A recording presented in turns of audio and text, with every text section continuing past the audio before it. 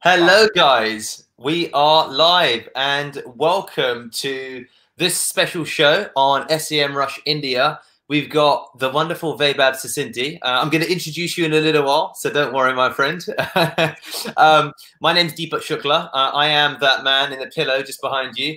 And I want to, first of all, say hello to everybody, including Grati, including yourself, Tanya. So I would love if all of you could introduce where you're watching from, the country and the city, and even, you know, why you've come to this webinar and what you do. But the first and two most important things I'd love to know is the country that you're tuning in from, the city that you're tuning in from, and also, to be honest with you, whether you're active on LinkedIn. So they're the three questions that I've got. We've got our first 5 minutes.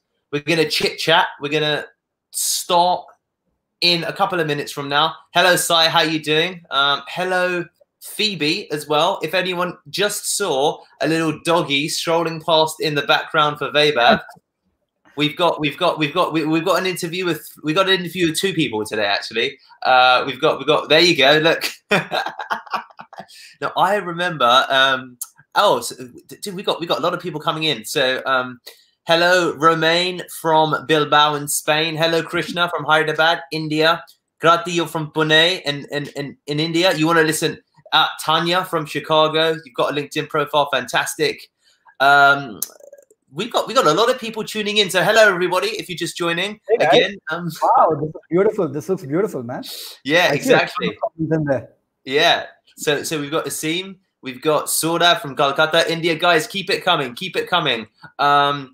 What I want to know, next question, hello Nishant, is you're all on LinkedIn? That's fine. I'm not surprised.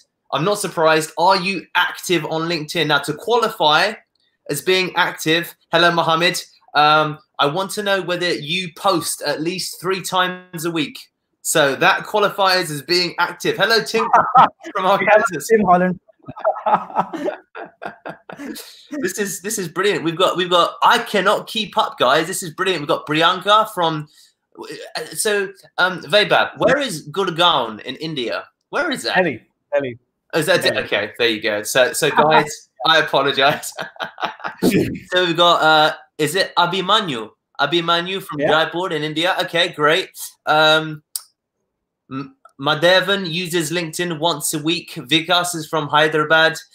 Madhavan's from near Delhi. 3 times. So I really like Amer's comment. 3 times a month qualifies being active. Hey, it's more active than someone who doesn't post 3 times a month.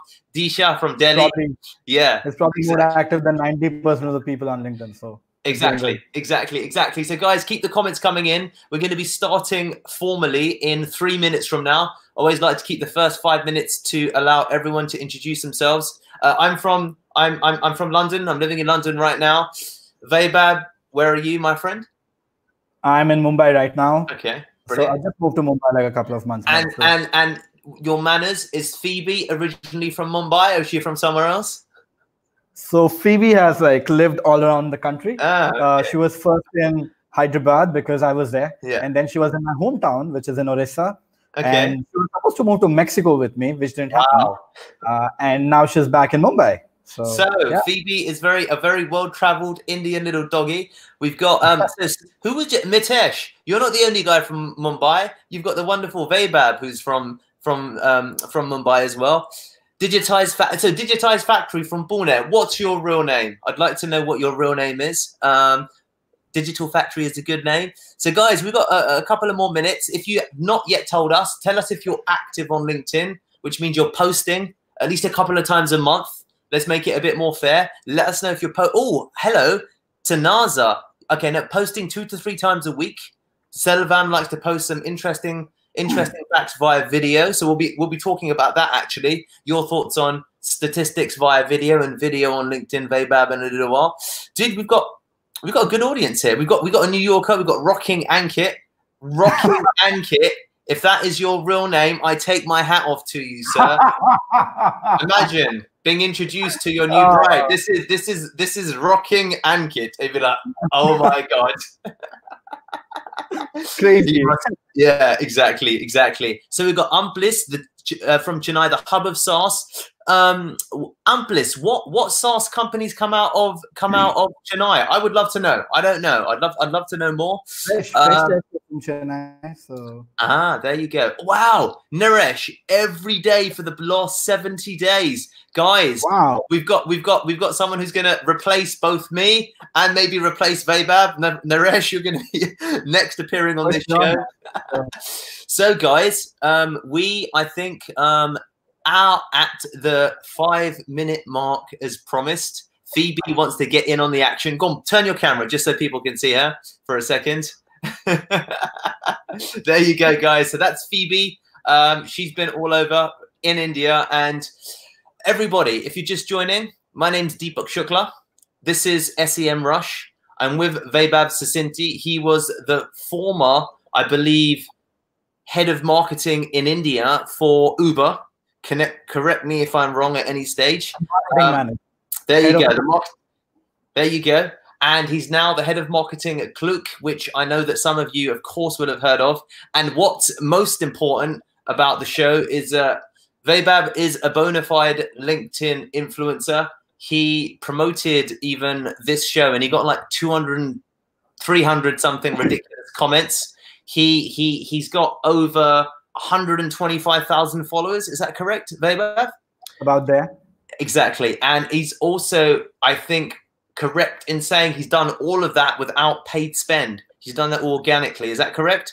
So, guys, there's no way to increase your following with paid spend. So, well, what's most important is Sarat thinks you've got a nice dog. So that's thanks, Sarat. So, guys, as you can imagine, if you want to know a lot about LinkedIn, then this is where you're going to get a lot of your questions answered, right? So, what we're going to be doing, if you're listening in, we're going to spend 5-10 minutes. I want to hear a little bit about Vaibhav's actual history and his journey within digital marketing as well as LinkedIn. And then we're going to be diving into a lot of questions. So, guys, please do. I know you've got a million questions in your head. Please do start firing your questions into the YouTube chat. For the first 5 minutes, whilst you're putting the questions together or you're listening, I'm going to welcome Vaibhav and ask him to tell us a little bit about his journey with digital marketing, and then, of course, specifically LinkedIn. Vaibhav, the floor is yours, my friend. All right. Hey, guys. I'm Vaibhav Sasinti. That's my name. Yeah, I mean, I started up when I was 18, I guess. That's where I started. How old are you now? Sorry? How old are you now? I'm 26. Nice. Nice. Good man. Yeah. Started when I was 18, back out of engineering college. A lot of people attending the show right now are probably engineers too, because that's how it works in India, right? So I started up there. I started this small, digital media company where we did everything from building websites to, of marketing, right? So I ran that for about 3.5 years, raised a round of investment, had a fancy little office.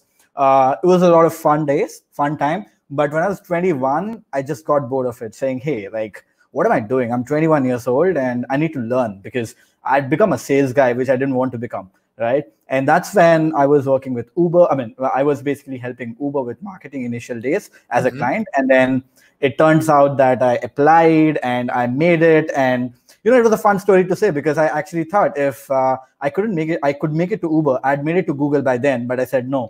So it'll be a nice story to tell my clients, saying, you know what, I made it to Uber and Google. And I said no. So that'll be a cool thing to do. But I did. And eventually I made up my mind to join Uber.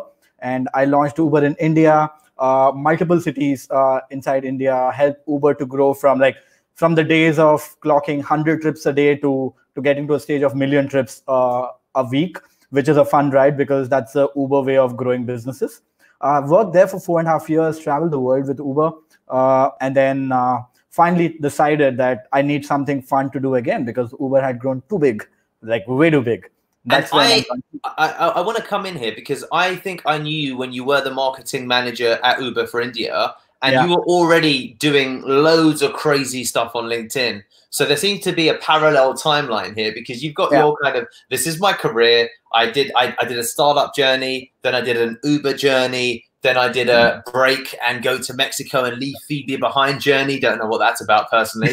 and in parallel, you did this whole LinkedIn thing. So can you also give a similar narrative, but in terms of like LinkedIn, like how did that all come about? Where did it start? Because getting from 0 to 120, I don't know the number, but 125,000 plus followers is absolutely ridiculous, right? So yeah. Can you, like at a high level, talk through how that journey? Yeah, I mean, that started, I think, in my third year or fourth year of Uber, when I was like, So that's timeline, how many years ago was that? I know that you're an old man now at 26, old man. Probably like 1.5 years, 2 years max. Okay, so 2 years ago from today? Yeah, not even 2 years. Actually, it'll be 1.5 years. Okay, 18 months, okay. Yeah, and then initially when I started, right, I had no intention, like, I was super active on Facebook before that, but then Facebook reach just went to dogs, right? And then, it was not giving me the kind of engagement or reach that I wanted. And I just tested with LinkedIn. I made a nice little post and I got decent traction, like about 15, 20 likes. And I was like, oh man, I've never even tried this platform.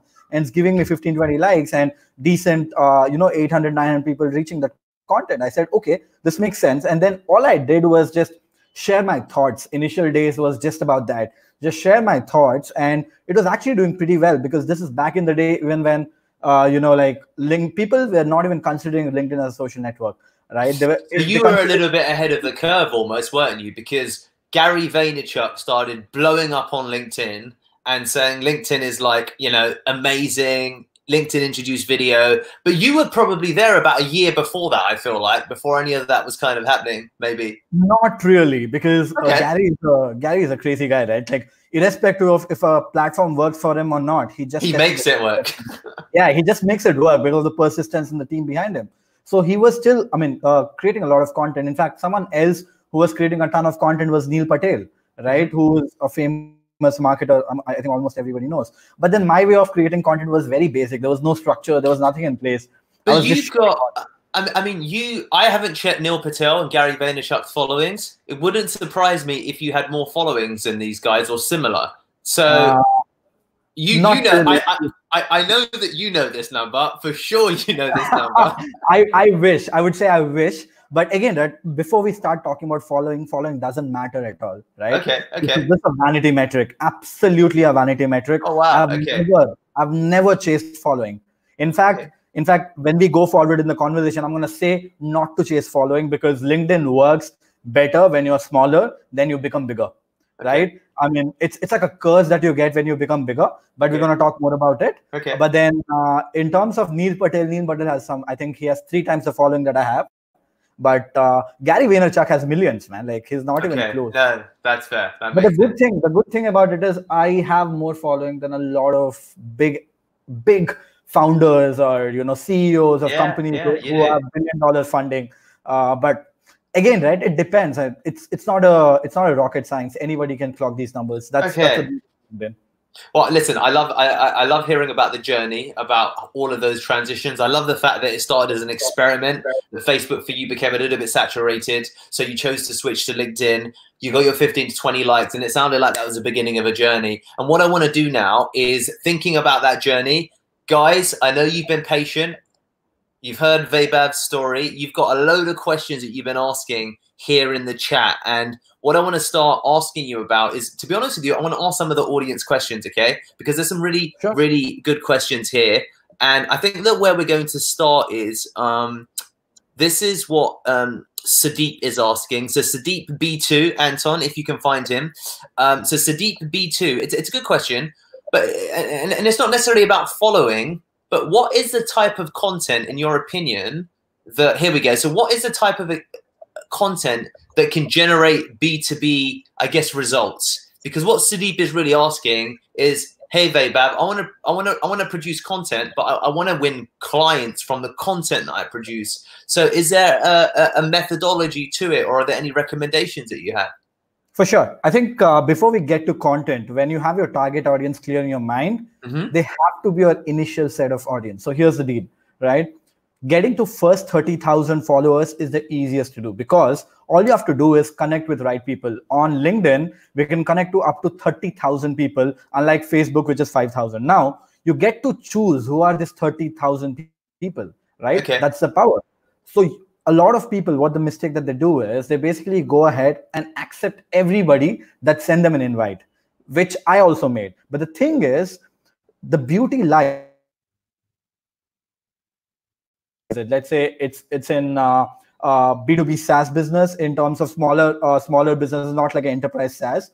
So you know who your potential clients are. Leverage LinkedIn Sales Navigator or leverage LinkedIn Sales and add those people into your network, because they are your first set of audience. Because if you don't have the right audience on your network, irrespective of the kind of content you produce, it's not reaching to the right people. So it just makes no sense, right? Let's say, for example, Deepak, you're a B2B SaaS person. I'm a B2B SaaS person.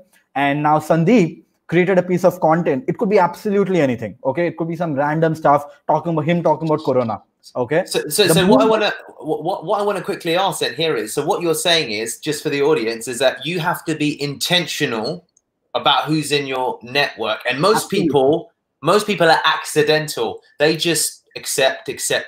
Yeah. So for example, in my instance, I've got a big network, but I've got a load of random people on there. So is it the case then that for a lot of people here, and guys, please do comment below, how many followers that you do have, because I know that some of you guys are probably adding people, connecting. Maybe you're using an outreach tool. Maybe you are getting a lot of stuff coming in.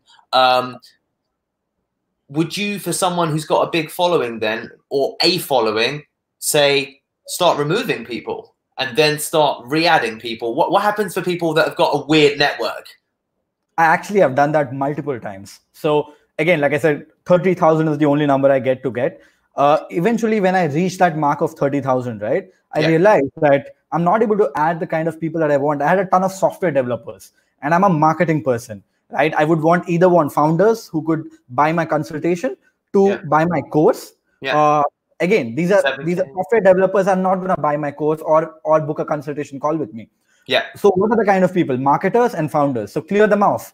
Clear all the people who are irrelevant to me, and then start adding people who are relevant to me. So guys, I hope you're listening to this, because this is huge. So for you, Naresh, for you, even Nishan, for you, Vishnu, for you, Saurabh, for you, Rajneesh, think about who's in your network. I'm going to be honest and say I'm still making this mistake at times today. I'll get 200 connection requests a week. I get one of my team to just accept the request, and I shouldn't be doing that, right? I should be very intentional about who I accept into my network. Okay, brilliant. So I've got this network now of my client avatar, right? I've got the B2B SaaS people, because I'm a marketing guy and I want to work with SaaS companies. Going back to the question that we saw about the B2B following that came from Sudeep, I think. So I've got my network now. So what's the next step in trying to, attract I've got these guys in my network. What's the next step? Give value. So how does it work? How does giving value work? One is the initial endpoint is they would trust you. People would end up buying you rather than the brand that you sell, right? So you have to become an opinion leader. So the kind of post, the way I work with content is, first I make an opinion kind of a post. Can we pause there for a second? Because what you said is so important. What you said is so important, guys. They're buying you. They're not buying your business, right? So, that's I think a huge thing, because I feel that a lot of people, including myself in the past, I made the mistake of posting like an industry statistic, or posting something about something I read in the news, or using buffer and scheduling out a series of industry posts. We see this all the time, right? We see these busy managing directors. They get one of their assistants to connect to a social media scheduling tool. You're saying don't do that. You're saying don't do that. Is that correct? So when it comes to statistics, right? When you share stats, you're positioning yourself as a very smart person. But you also have to understand people around you are not as smart as you. If you start talking about sheer numbers, let's say I'm talking about valuation of a SaaS business. Let's talk about Freshworks, right? If I'm talking about they're valued at $5 billion because they have raised 5 rounds of investments and their debt value is this, blah, blah, blah, people are not going to understand. But the moment you drive the same numbers with a story together, that a SaaS, a small business, Freshworks, which started in Chennai, has raised $450 million or $1 billion of investment, and they're doing so well. So it's about representation of the numbers. Numbers actually work great, but are you involving a story to it or not? So stories. So stories. Yeah. Okay. Since we are talking about that, right? Like, for example, I quickly want to share my screen and I'll show you something. Go ahead. Exciting. Okay. Let me know if you guys can see my screen.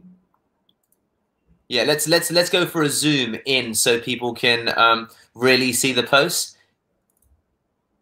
Okay, can you guys see my screen now? Go zoom in even a little bit more. I'm gonna make it as easy as possible for the audience. Yeah, it's already like 200% zoomed. Perfect. This is good. This is good. Go ahead, Vaibhav. Okay, if you see this post, I'm talking about acquisition. Okay, I'm talking about PayPal acquiring a Chrome extension, right? While if you can still talk about something like this, you can talk about the valuations, you can talk about shares, you can talk about multiple things. But what I'm talking about is the kicker, is the story behind it. Like, what was the story behind the Chrome extension, which was Honey, which got sold? So you'll see a lot of people who created content around this acquisition, but they failed. While this post did massively well, you could see 405,000 views. It's not even like out of the world piece of content. It's just my opinion, what I think it is. And what is the, it's such a small post. It's not a long post as well. This is something that I wrote while I was at the airport when I saw the news. And you could see 5,000 posts, 5,000 likes, 191 comments. I think so. Let's break this down. Let's break this down because it's pretty incredible. So first of all, can you talk to us a little bit about, if we go back, if you stay on that post so we can see it, let's talk about why you chose to talk about this. Why did you choose to talk about something like this? So one is I have my connections, my people who follow me are either founders or marketers or startup guys. So people love stories of acquisition. People love stories of what do I get out of the acquisition. They love stories like this. This is not just one post, right? I've made multiple posts like this. For example, there's this post that I made about four-day work week. So you need to understand who your audience is. Once you know your audiences, I felt that my audience has a lot of startup guys and marketers who would. The second question I've got then is, do you post topically? Do you post based upon something that's happening in the media? Because you said you saw this in the news and then you posted. Is that a strategy, or is it just kind of random? You do it now and again. Is that something you consistently think about? Yeah, I mean, it's about, again, right? I'm not trying to think in a way that I want to post it on LinkedIn, so I have to read news. I post about things which I genuinely like. You know what I mean? Yeah. So if I genuinely like something, for example, this was interesting for me. A Chrome extension being sold for $4 billion is no joke. Yeah. Right? Yeah. So I thought it's pretty cool, and I spoke about it, and it did pretty well. And I have multiple examples like this.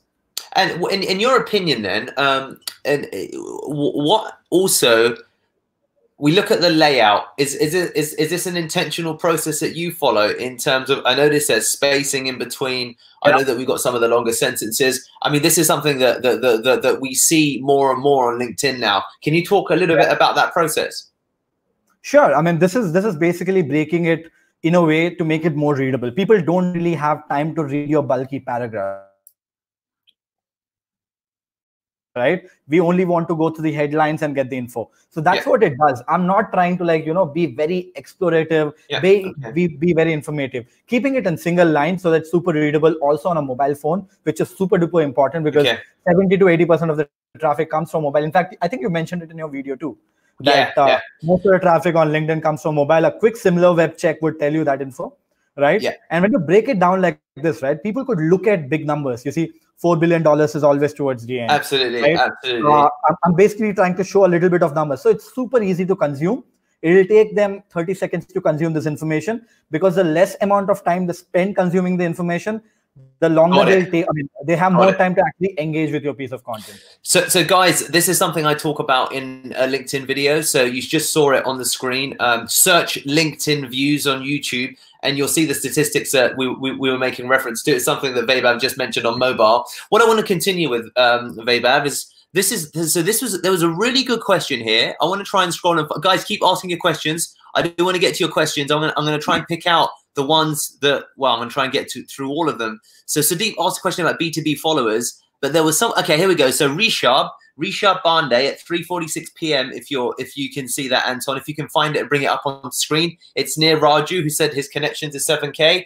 Guys, keep asking your questions. Keep telling us how much followings you've got. Listen to the advice. Start removing anyone who's irrelevant to your ideal client avatar. Look at what's topical that relates to your industry or something that you genuinely like.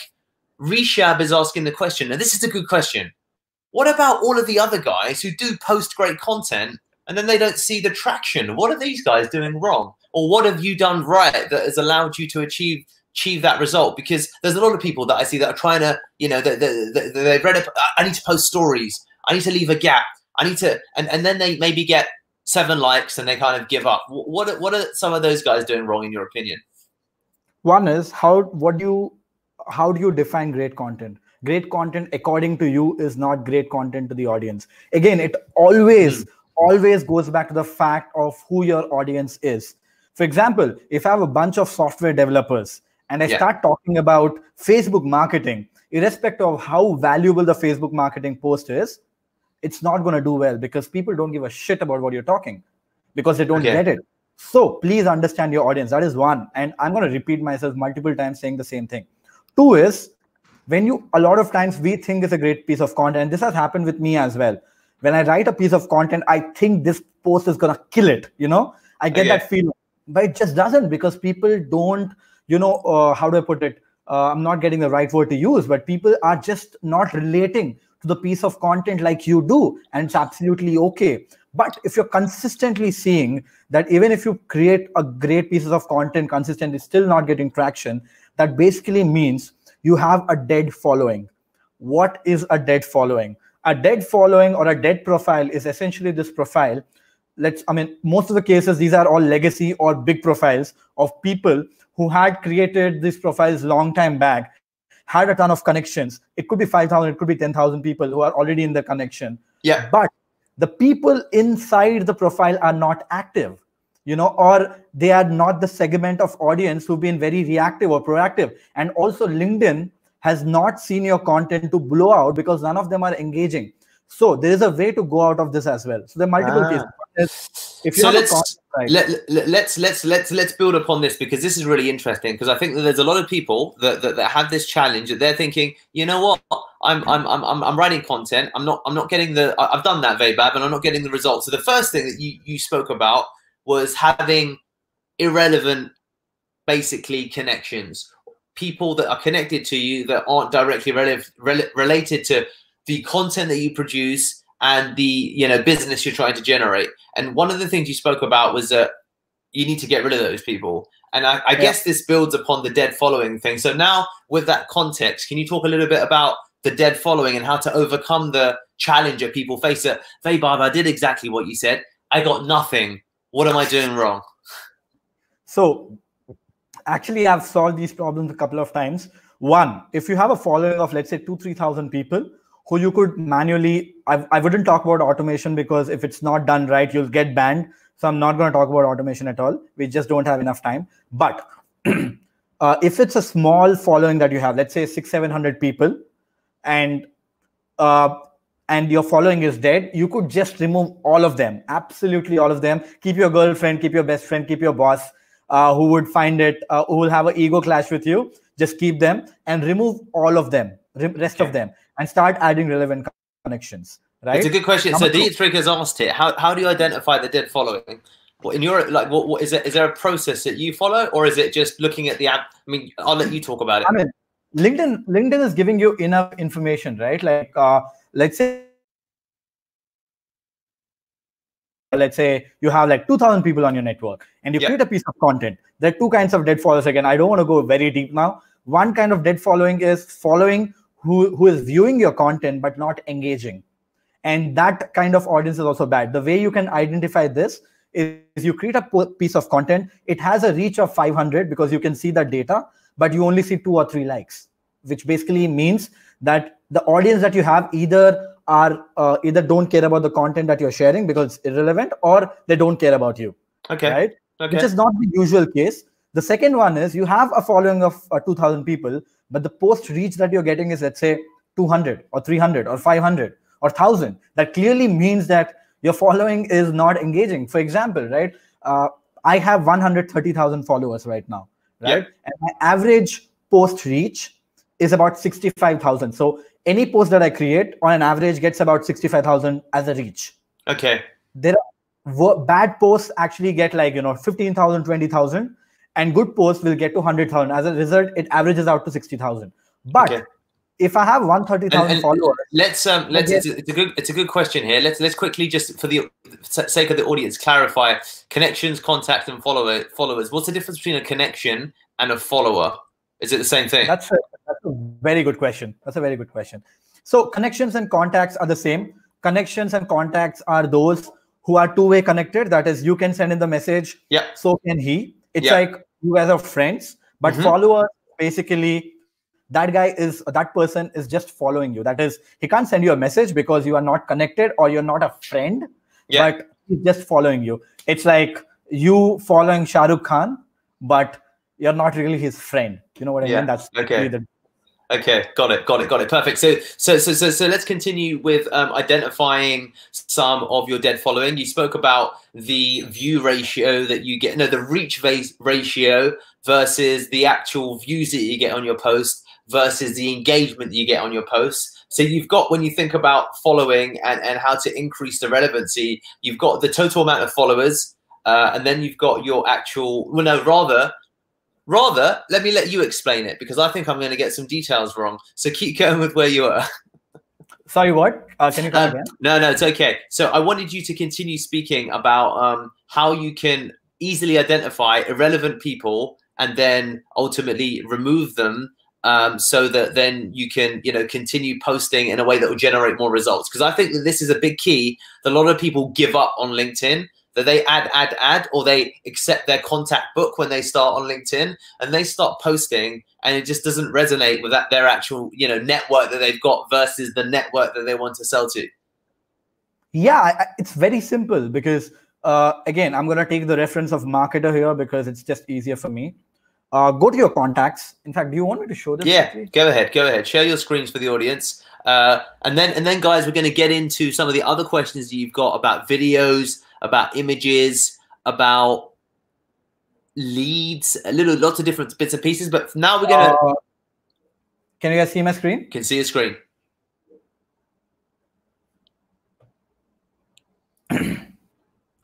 Okay, I'm going to zoom out a little because it's harder to use it this way. Okay, you guys can see that I have like 26,996 connections, right? So these are people who are connected to me directly. Anton stays right in the top because hey, Anton. All I could do is basically, just use the LinkedIn search, or just say search with filters here.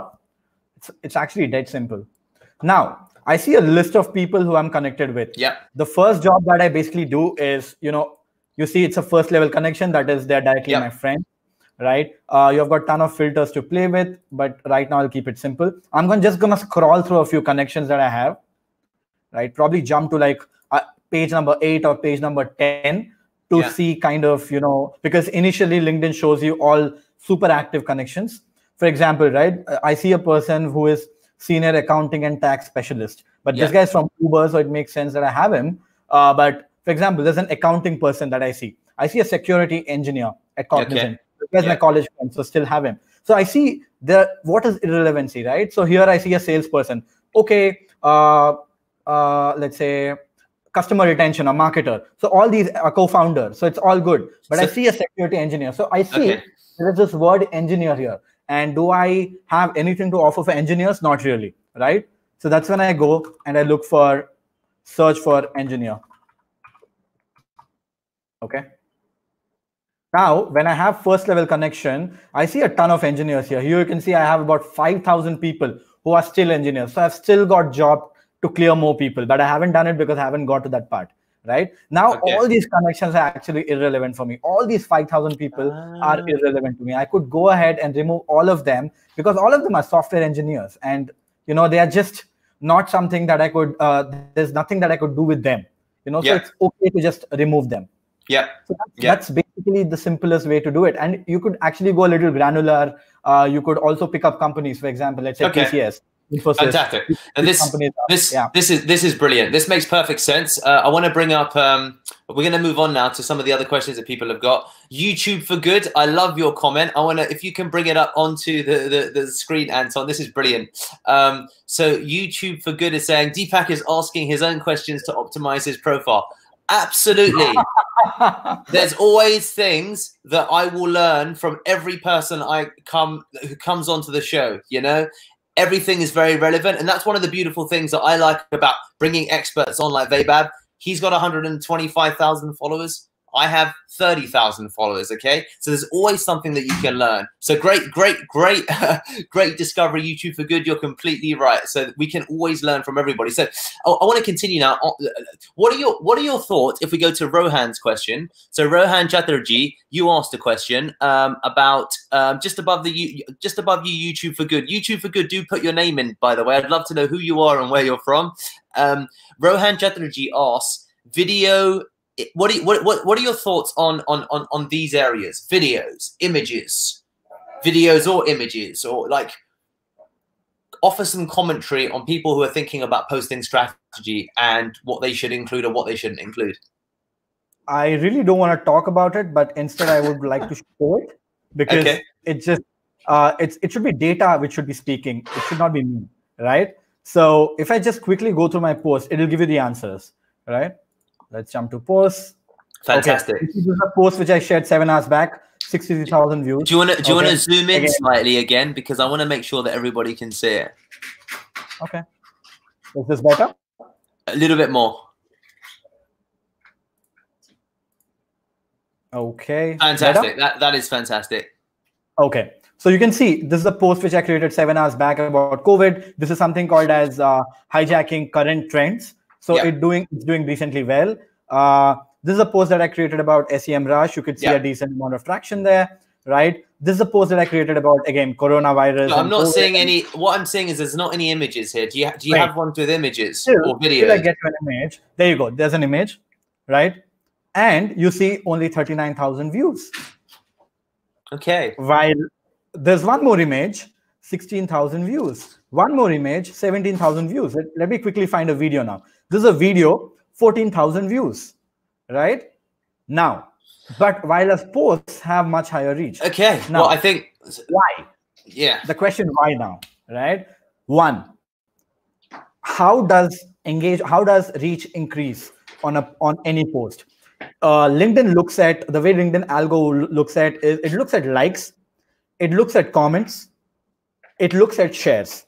Okay. Right? Now, a clear human tendency is on every post, we see on an average of 1.6 times mouse clicks. That is, a person only clicks a mouse 1.6 times. The moment you have an image, right?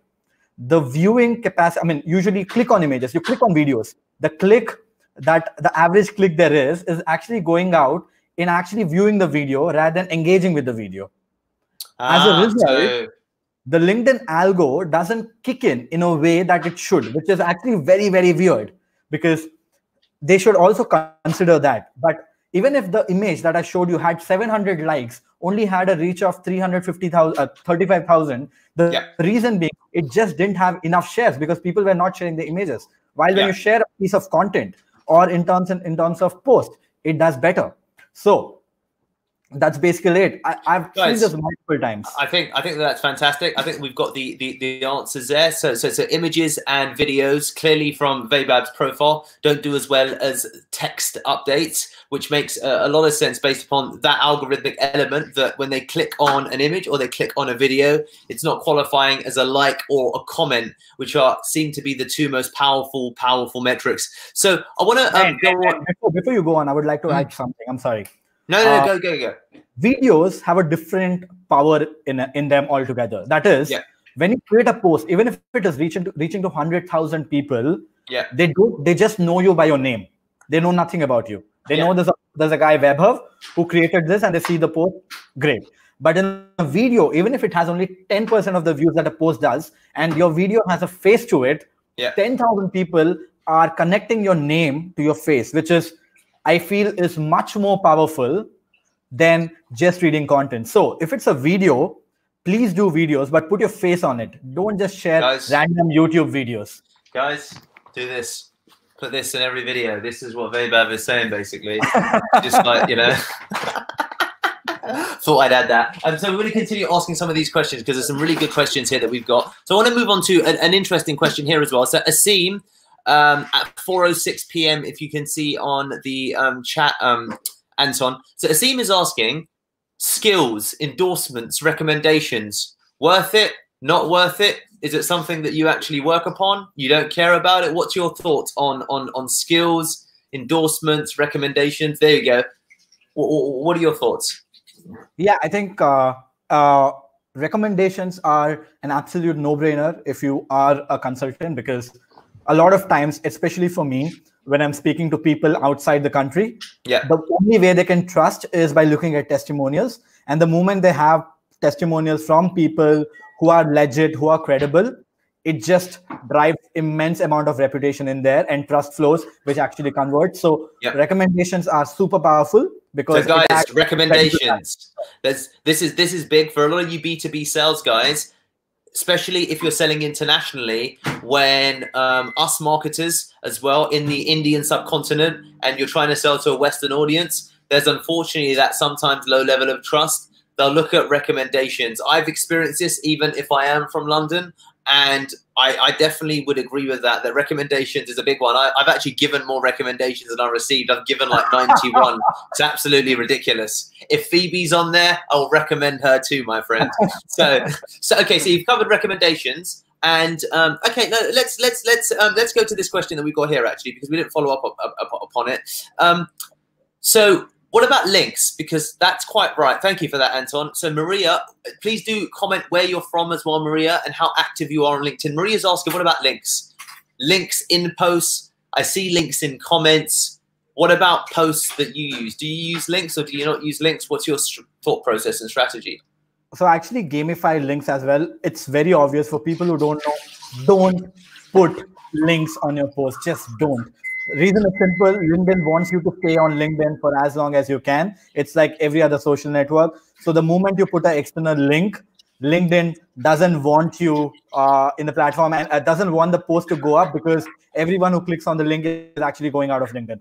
So no links on the actual post. But what I usually do is I say you can find the link in the first comment.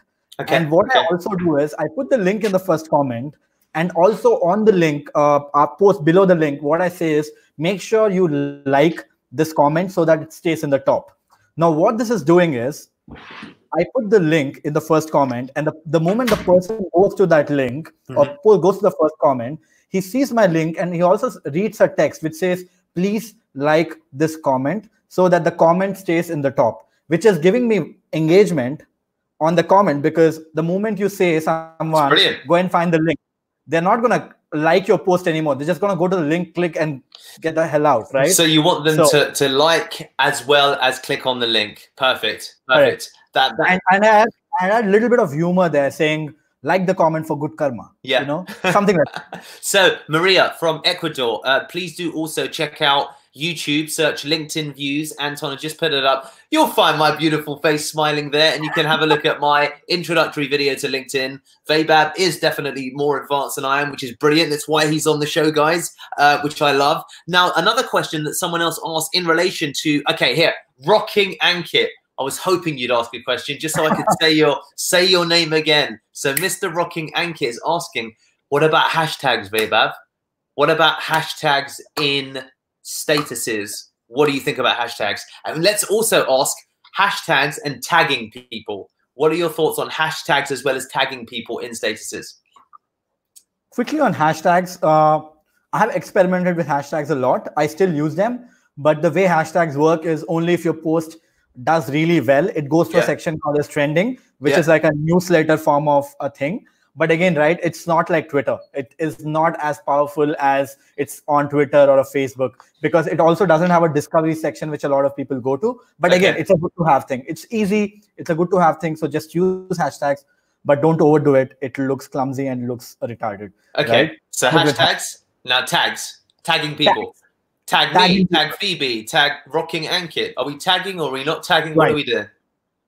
There are two ways of tagging people, and I see this people doing very often. One is a shameless tag. I call this a shameless tag because there is some irrelevant piece of content and there are 50 people tagged and I'm tagged too. And the moment I see a person tagging me on a post which is absolutely irrelevant, I block the person because I don't want a notification. It's irrelevant tag. Or it could be a post about, let's say you're talking about LinkedIn profile optimization and you know that I know things about it. So you tag me saying, Vaibhav, specifically me. You pick 5 people. You pick me, you pick Deepak, you pick 3 other people who you think are really good at LinkedIn, and you tag them and ask them specific questions. Yeah. Then tagging works. That's when tagging works. Phoebe's tagging you now, man. Yeah, she wants a little bit of tag now. That's when tagging works. Okay. And the thing is, the tagging works brilliantly well because the moment I comment on your post, that post actually reaches to a distant set of my audience. Okay. As a result, that's how comments work, right? When people comment on your post, it goes to their own network. And so we've got to keep the tagging relevant, which makes a lot of sense. And if you don't keep it relevant, you're clearly just doing it for engagement or for boosting purposes. You're going to get a block from someone like yourself. Are we tagging in the status or are we tagging in the comment? It's absolutely fine wherever you tag. In fact, if you're tagging 2 or 3 people, for example, like if you want attention of someone, right? Tag them in the status. In fact, create the post just for that person or 2 more people who are bigger than him. For example, right? You tag me, you tag Neil Patel, and you tag Guy Kawasaki. All of a sudden, I'm like, whoa, I'm in a list of 3 people, and the other guys other than me are Guy Kawasaki and Neil Patel. This is great positioning. I love it. Imagine if all of them commented. That'd be amazing. I'd feel LinkedIn famous. How many people should we be tagging? So it's a good question. Like, what is your number of hashtags as well as number of people that we're tagging? What's your flavor in terms of volume? I usually don't use more than 6-7 hashtags. Because I find it clumsy. There is no hard and fast rule for this. At least at a basis of what I've tested, it just doesn't matter. Because the wide scoped hashtags work. And coming to number of people you want. So you said up to 6 to 7. Does that mean that it's consistently 6 or 7, or does that mean sometimes I just use 2? And then like frequency, is it in every post? Is it in every other post? Is it random? It depends. It's very random for me. A lot of times when I put real effort in a post, that's when I use hashtags because I want to do everything about the post. And also we are contained by 1200 characters. So even if I want to use a lot of hashtags, I kind of can't because I can only put 1200 characters in a post. Brilliant. So I want to, first of all, say Sudeep B2. I like your comment. I wanted to make a mention. Sudeep, do tell us where you're from. He's saying, Vaibhav, Deepak, squeeze him with a few more questions. So I'm going to keep squeezing you. We've got 13 more minutes, guys, more or less. I want to move away from posting and status updates, and I want to move a little bit into, for some of you people that are looking to generate business from LinkedIn, I want to move into, how, first of all, like, what about, how do you connect posting with actually, does that generate business inbound for you? Is that how it's worked? Because what does it actually translate to in terms, thank you, Sudeep from Bangalore. What does it translate to from the posting aspect? Very quickly, in terms of actual ROI. It depends on the kind of post you're posting. Create regular informative content. Out of 6 posts, 5 posts should be informative. 1 post could be a sales pitch, an indirect sales pitch. Now, what is the ROI out of a post? Is the ROI is actually the person noticing you. That's basically the ROI. The ROI comes in a fact where a lot of times, for example, I want to get Deepak's attention. The moment Deepak notices 5 of my posts, if I message Deepak, it's a higher chance that Deepak would respond to me because he has seen my post, he has noticed me, rather than I randomly sending you a message. A lot of inbound leads that come to me are also on basis of my posts because I don't reach out to people at all. And the way it works is I talk about marketing, I talk about case studies, I talk about startups, I give my insights. So this basically tells people that I'm a marketing consultant based on my title. And also I make sense when I create my post. So it builds basically the credibility. And when a person has a problem, that becomes an inbound lead saying, hey, man, I saw your post. It sounds fun. It looks legit. I have this problem. Can you help me? So the next question I've got then, thinking about that, and that's brilliant. I love the way that process works. So you can produce content and then you talked about a 5-to-1 ratio, 5 posts that are like information, and then 1 post is also, you know, indirect or direct sales pitch. What about the B2B audience? So you work at Klook. Do you try and win corporate clients for Klook through your LinkedIn? Are they entirely separate houses? How does that kind of process work? Because you've got a kind of personal following, but then you've got your business. And there's a lot of people that are listening that are thinking, you know what, Vaibhav, I want SEO clients. You know, I run an SEO agency. Maybe so what's your advice from that perspective? I mean, one is there are very few cases like me who has a full-time job and also doing something else in the parallel. So I would take that example out because I don't do anything for Klook. Yes, if there's something interesting that I want to share, I share. That's about it. LinkedIn is my personal connection. I mean, personal following, and I try to give them value in the way I can. Keeping that aside, right? Taking an example of SEO. Very quickly, guys, talking of value, Vaibhav has a free LinkedIn course. It's on Skillshare. I want to quickly share it for people that want to, you know, have a look at some of Vaibhav's content. He obviously knows what he's talking about. That is the link. Anton, if you can keep it there, guys. So you all know Bitly, SEMrush Vaibhav. Take a screenshot right now if you're watching it, or Anton will put it on the comments. So that's the link. That's his free course. It's on Skillshare. Go and get it. So Vaibhav, you were talking about treating it separately. Okay, brilliant. So let's talk about the kind of winning of B2B clients then. Yeah, I mean, it's as simple as that. Again, going back to the basics, right? Imagine you have done the basics of getting the founders into your connection, into your following, right? That's been done. Now, the moment you talk about, hey, you know what? You talk about the story. There's this startup called Pearl Lemon, and Deepak reached me out saying they were struggling to gain organic traffic from search. And all I proposed Deepak was, we got on a quick call, and all I suggested Deepak was, you know, you should actually change your anchor text for a few keywords, for a few pages, and build a few legit backlinks based off Ahrefs, and it worked brilliantly well. And the results of a screenshot of traffic going up, if you put that up as a case study, and that is one case study post. On top of it, you talk about updates of SEO, you could talk about things like that, which is actually building up to the fact that you know what SEO is, and then you drop a value bomb, like a case study, like an actual example. That so guys, are you listening to this? This is brilliant. So building authority, consistent posting, value bombs, and you used a case study post. Now, I want to build on that. There's types of posts, aren't there? So you've got the case study post. Do you have a checklist that you work from when you think about types of content you should post? So the kind of contents that I post, I would break it down into something called comment bait. That is, let's say you have a case study. You say, hey, drop in the comments, say interested, say that you won this case study. I'll hit you a DM and send you the message. Comment baits work great. Used to work 100 times better because LinkedIn actually tried to like break it down now, but used to work 100 times better before. But still, you'll get a bunch of people who are actually interested to read the case study, which is great, right? Because the moment you comment, a person comments, you know for a fact it is reaching to their following as well. So it has extra, the ripple effect to it. The other thing is opinion post. Opinion post could go a little controversial as well. Let's say you're an SEO person, and let's say Neil Patel or Brian Dean talks a specific tactic, and you think it's not something that works for everybody. You make a controversial post, but a positive controversial post, not a negative. You're not talking about Trump being a dick. You're not doing. I'm sorry. Can you beep that up? But you know what I mean.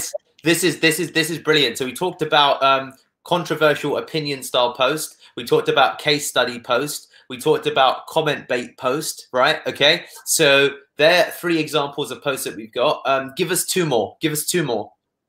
So the other thing is hijacking trends again. Like this is again giving you, like, let's say WeWork went to docs. Someone spoke about hijacking trends. Oh, Rohan Chatterjee. At 4:14 p.m., Anton, if you're trying to scroll to find him, he was just above the Sadiq, who is asking me to squeeze as many questions out as possible. He asked about trend hijacking. So talk about it some more now that you've mentioned it. Yeah, trend hijacking is as simple as that. You already follow things that you like. I love startups, so I follow all the fundraising things that happens, all the acquisitions that happens, all the crashes that happens, all the IPOs that happens, right? And my following is very similar. It's very simple. The moment you see a news, the PayPal example that I just showed you, Yeah. Right? If you go through my post, you'll see a WeWork example, you see a Cred example, you see multiple examples, or for example, Corona, or a work from home kind of a post, right? Putting your 2 cents will actually do brilliantly well, because people are thinking about that. People are talking about that. The moment you talk about it, give your opinion, which is different. Just don't talk about the same shit that everybody speaks. It's going to do nothing.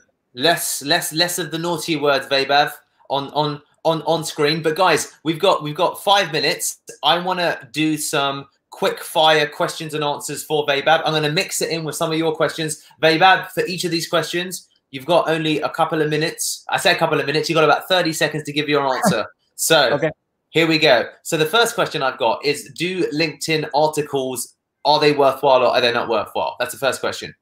They are, depending on how you position them. If you're featuring those articles on your LinkedIn profile, then they are.